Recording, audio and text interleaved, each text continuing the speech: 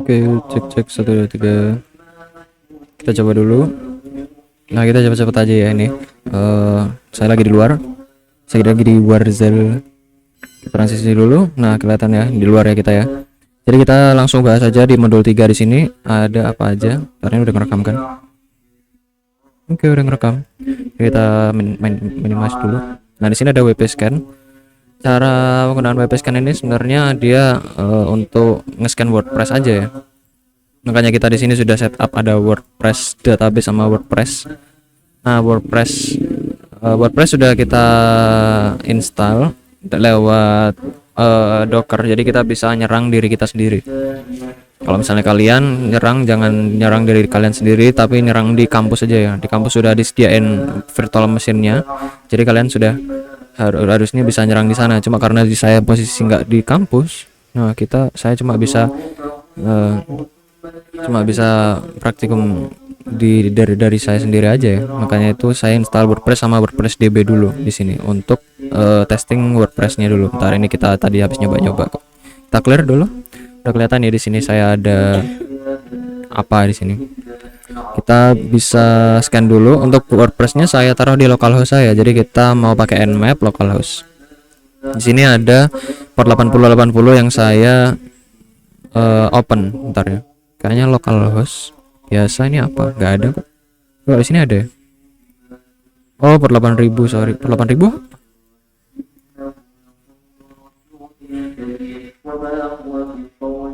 8000. Gak ada kok. Gak tahu ya 8000 ini apa. Nanti mungkin harus saya tutup. 8000 punyanya Portainer. Oh, nggak usah. 8080 yang kita pakai. Kita pakai port 8080. Kita coba ya. Localhost 8080. Kita buka. Nah, ini sorry ya agak berisik.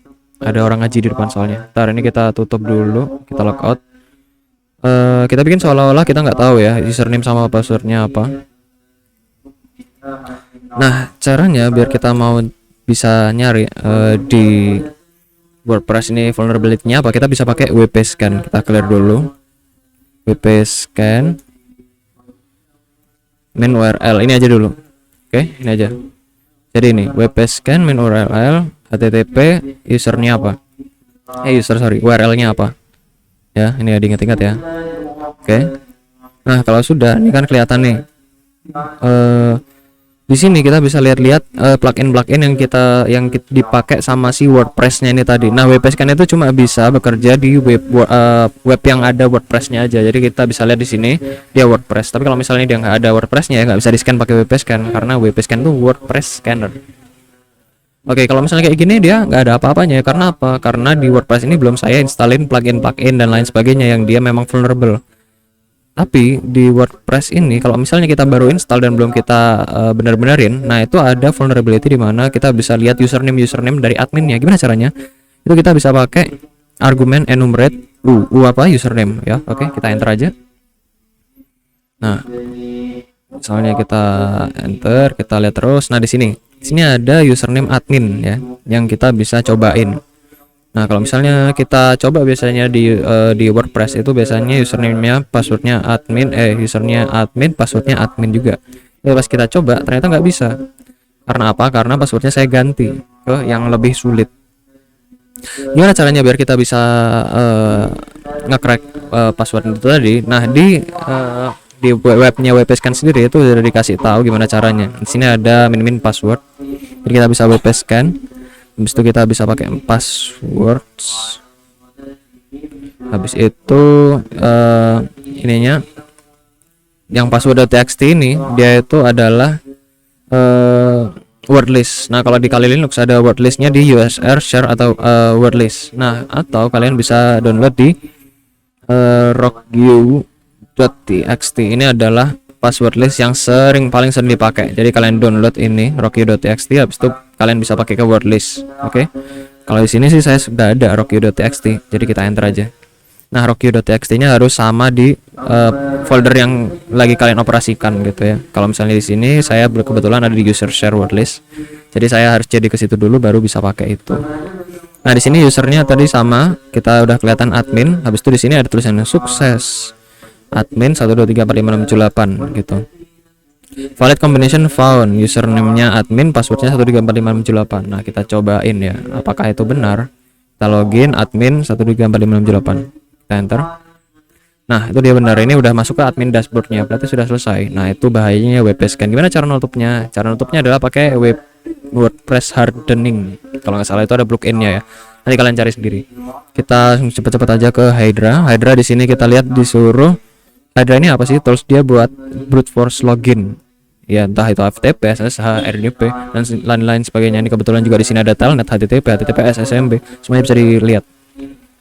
Nah, yang bisa kita lihat di contohnya di sini adalah dia mau target FTP. Oke, kalau misalnya FTP saya udah nyediakan di laptop saya sendiri, ada Metasploitable 2 yang sering kita bobolin dari kemarin-kemarin.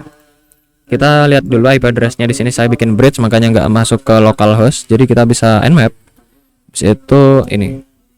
Nah, di sini sudah banyak yang ke-open memang ya kalau di Metasploitable 2. Salah satunya adalah FTP. Nah, kalau misalnya kita masuk ke FTP-nya ya. Gimana caranya? Kita kan nggak tahu username sama passwordnya. Coba misalnya kita FTP ya. Sorry. Kita exit dulu, sorry. FTP 172.17.03. Nah, kita nggak tahu kalau misalnya kita pakai admin juga nggak ada ya. Ntar kita coba. Admin, habis itu passwordnya admin juga. Nah, dia nggak bisa. Nggak mau. Misalnya kita keluar, habis itu kita coba anonymous juga itu bisa. Cuma dia nggak bakalan bisa baca file-file yang ada di dalamnya gitu. Nah, misalnya kita keluar dulu. Kita pakai, kalau misalnya kita masuk ke Metasploitable 2 itu kadang-kadang password username yang paling sering digunakan itu MSF admin. Nah, kita coba aja ya. Jadi pakai Hydra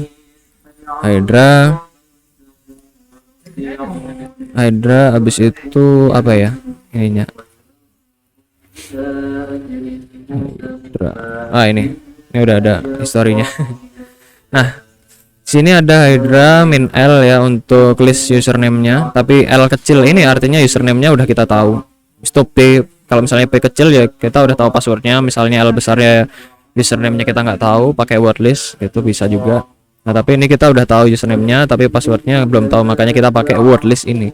Wordlist kecil ini itu dia ada di sini. Get wordlist kecil. Nah, ini memang wordlist yang saya bikin sendiri khusus untuk Metasploitable 2. Jadi kita bisa pakai itu. Hydra. Nah, ini kita bisa pakai username sama passwordnya ada di dalam sini, salah satu dari ini gitu.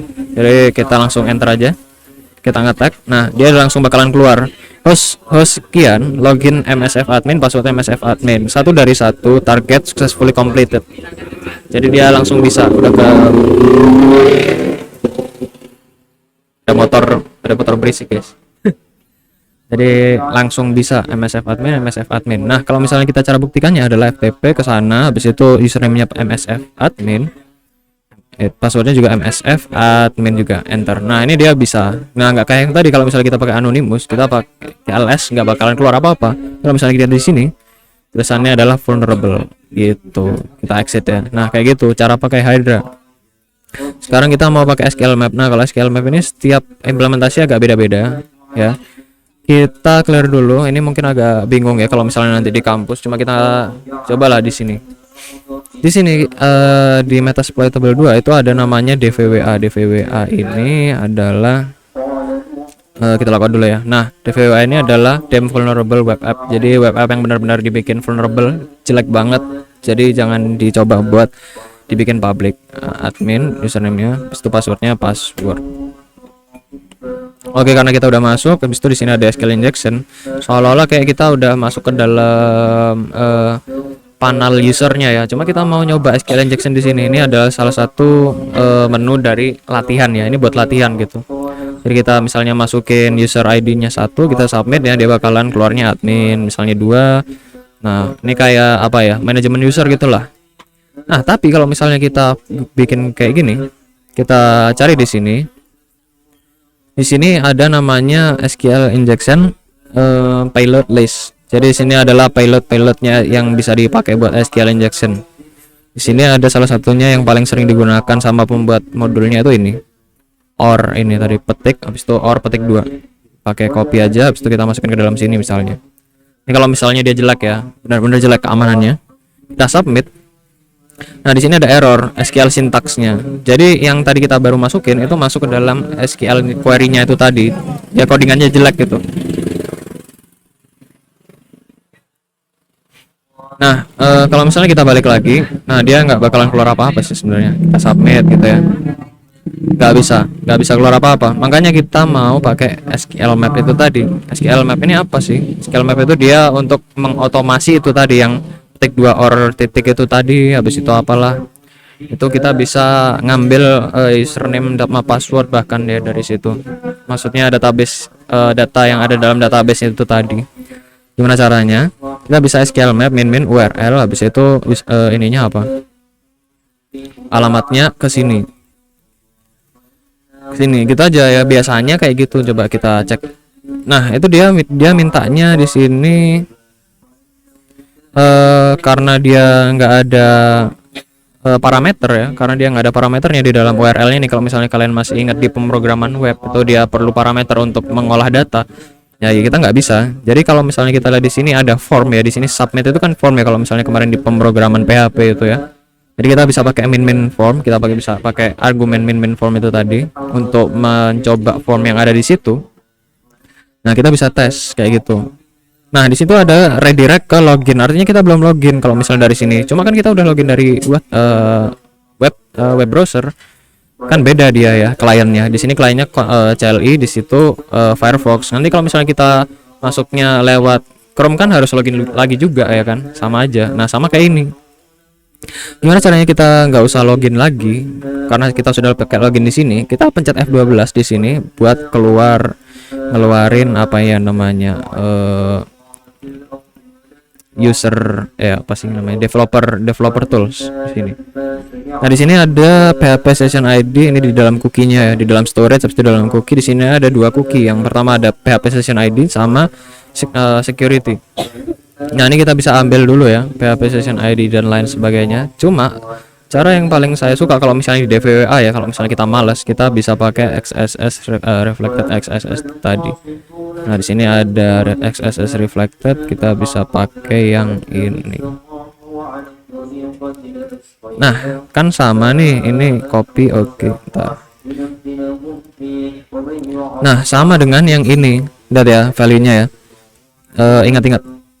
C4272875 sekian 6641. Kalau misalnya kita buka di Node, habis itu kita paste, nah dia bakalan sama session ID-nya. Nah, itu XSS untuk penjelasan lain kali ya. Cuma kalian bisa copy dari sini. Nanti ininya apa ya? Sintaksnya harus sama ya. Kayak gini, security harus sama dengan yang di sini. Kalau misalnya di sana nggak ada security-nya, nggak usah ditulis. Cuma yang kadang penting itu PHP session ID-nya. Cuma karena cookie-nya di sini dia ada 2, ya udah kita copy aja semuanya, masuk ke dalam sini. Kita pakai cookie sama dengan yang tadi di paste. Pakai petik dulu coba. Harusnya sih gitu. Udah kita oke. Nah, di sini kita bisa bisa pakai cookie yang ini. Terbukti di sini kita kelihatan ada formnya di sini. Kita enter aja untuk Y. Jadi yang besar ini artinya Y, apa namanya? Artinya defaultnya. Jadi kalau misalnya kita nggak masukin apa-apa ya, yang besar yang kepilih. Misalnya di sini yang besar Y ya, yang kepilih Y gitu. Oke, di sini edit get data default nggak usah, kita enter aja. Do you want to fill blank field with random value? Enter lagi aja. Nah, bentar ya, kita kecilin lagi. Remaining test. Oke, gini enter aja deh. Kalau misalnya kayak gini, ini soalnya masih gampang ya. Sini ada injectable tulisannya. Sini juga tulisannya injectable juga di parameter ID-nya. Nah, kita cobain aja. Maksudnya kita biarin dulu aja. Nah, di sini udah ada ya. Jadi di sini parameter ID-nya dia vulnerable. Artinya apa? Kita berhasil untuk melakukan SQL injection di sini. Kita enter aja, ini artinya selesai. Nah, kalau misalnya sudah ya selesai, kita udah tahu entry point-nya lewat mana. Di sini kita mau nambahin min min DBS dulu aja deh, coba. Nah, karena kita tahu di sini tadi enter aja. Nah, sini ada beberapa database. Nah, ini database yang ada dalam DVWA-nya itu tadi. Di sini yang pertama ada DVWA, Metasploit, MySQL, TikiWiki dan lain sebagainya. Nah, kalau misalnya kita udah tahu ya database mana yang mau kita masuki, ya kita pakai min D besar. Habis itu misalnya DVWA deh. DVWA gini ya.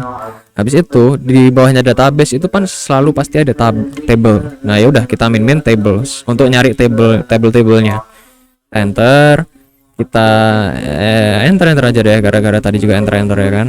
Nah, di sini ada tulisannya guestbook sama users. Nah, biasanya username itu biasanya disimpannya di users kan. Ya udah kita masuk min T besar users. Habis itu jangan lupa di bawahnya table ada apa? Kolom. Kita enter aja. Nah, itu. Jadi di sini ada kolom user, kolom avatar, first name, last name sama password sama user ID. Nah, di sini kita udah tahu kolom yang mau dibuka, ya udah tinggal kita user. Kolom apa aja yang mau dibuka? User yang pertama, yang kedua password, yang ketiga user underscore ID. Habis itu min dump untuk ngelihat apa sih yang ada di dalamnya gitu. Nah, kita cek ya. Kita enter. Nah, itu dia udah bisa ya. Ntar kita coba cek. Nah, di sini ada username admin, itu passwordnya sekian. Nah, ini passwordnya dia masih di hash.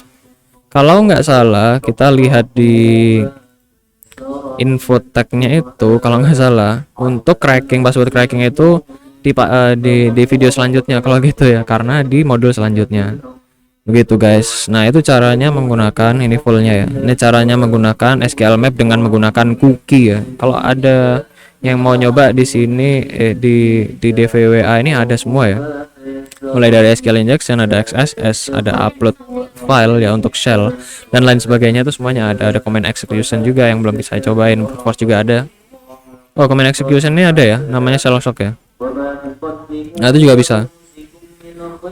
Oke, mungkin udah sampai segitu aja untuk WP Scan, Hydra sama SQL Map di luar ini karena saya kepepet waktu juga ya.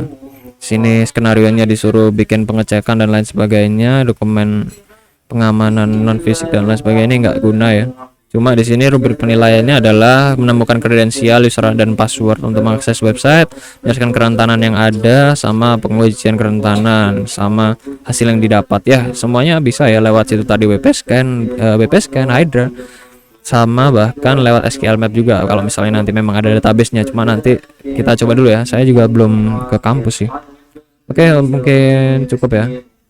Dari saya mungkin seperti itu aja. Saya tutup dulu. Terima kasih telah menonton. Sampai jumpa di video selanjutnya kalau misalnya saya bikin. Oke.